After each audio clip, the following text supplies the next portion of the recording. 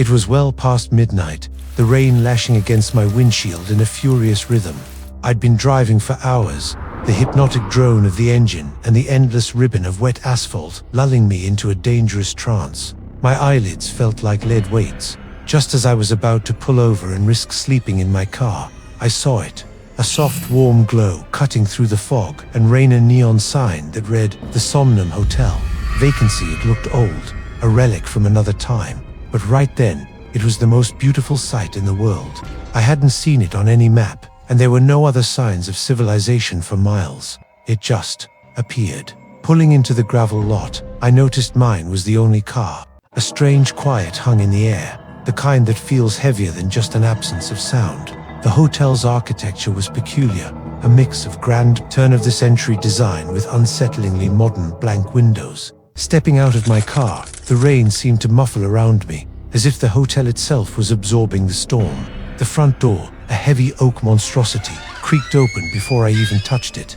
I hesitated for a moment, a prickle of unease on my neck, but the thought of a warm bed was too strong to ignore. Inside, the lobby was frozen in time. Velvet curtains, a grand but dusty chandelier, and furniture that looked like it belonged in a museum. The air was thick with the scent of old wood, potpourri, and something else, something faintly metallic and sweet. Behind a long, polished front desk stood a man. He was unnervously still, with a smile that didn't quite reach his eyes. "Welcome to the Somnum," he said, his voice smooth and low. "We've been expecting you." I brushed off the comment as a standard hospitality line, though the way he said it felt oddly personal. "I just need a room for the night," I said, my voice sounding louder than I intended in the silence.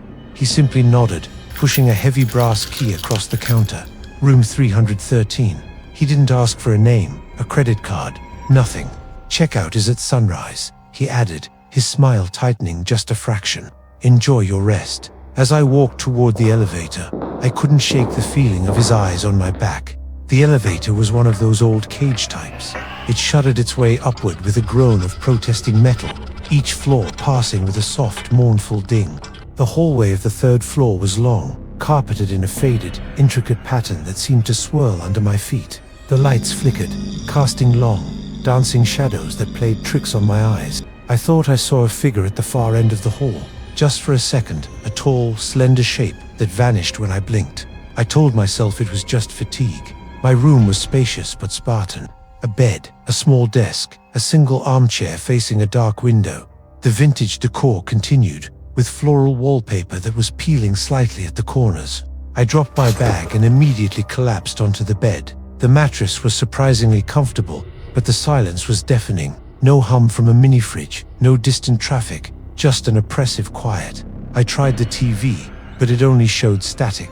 The phone on the bedside table had no dial tone. It was completely disconnected from the outside world. I felt a growing sense of isolation, a deep gnawing unease. I was just tired, I kept telling myself. So tired. Sleep didn't come easily. Every creak of the old building sent a jolt through me. I kept thinking I heard whispers from the hallway, faint and indistinct, like a conversation happening just out of earshot. At one point, I was sure I heard the faint sound of a child laughing, a sound that was immediately cut short. I got up and peered through the peephole. The hallway was empty, bathed in that same flickering, sickly yellow light, but the pattern on the carpet, it looked different. The swirls seemed to have shifted, forming strange, almost face-like shapes. Shaking my head, I dismissed it as my mind playing tricks on me and locked the deadbolt. I must have drifted off, because I was jolted awake by a nightmare. I was running down an endless hallway, the same one outside my room, but the walls were closing in. The wallpaper patterns were writhing, the floral designs twisting into grotesque faces. Figures stood in the doorways, their features obscured by shadow, just watching me. I woke up in a cold sweat, my heart hammering against my ribs. The room was pitch black. A power outage, I guessed. I fumbled for my phone. It screened a blinding light in the darkness. It was 3:33 a.m. That's when I heard it again. Not a whisper this time, but a clear, distinct sound from inside my room. A soft weeping. It was coming from the armchair in the corner. My blood ran cold. I slowly pointed my phone's flashlight toward the chair. There was nothing there, just an empty chair. But the indentation in the cushion was unmistakable. Someone had been sitting there. I didn't sleep again after that. I sat on the bed, my back against the headboard, watching the door until the first hint of grey light appeared through the window. The relief I felt was immense. Sunrise, checkout time. I grabbed my bag, not even bothering to pack properly, and flung the door open. The hallway was different.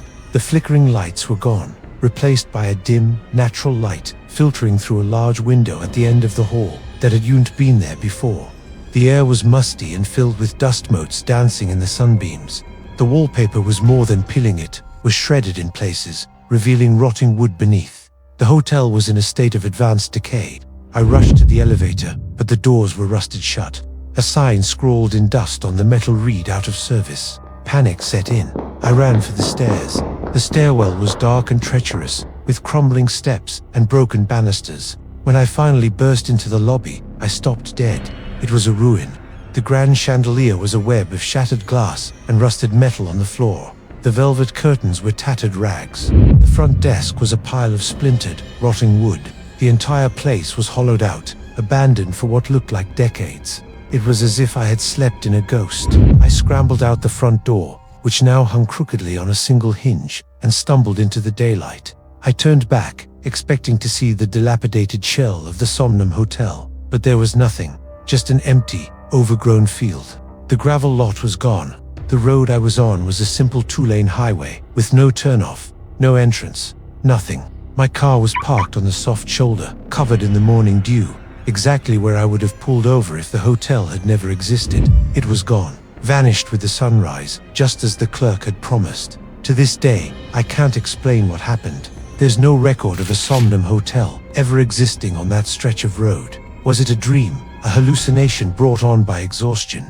I don't think so. The heavy brass key to room 313 is still in my jacket pocket. Sometimes, late at night, when I'm driving on a lonely road, I think I see a faint glow in the distance. A warm, inviting light promising a night's rest. But I just press my foot harder on the gas.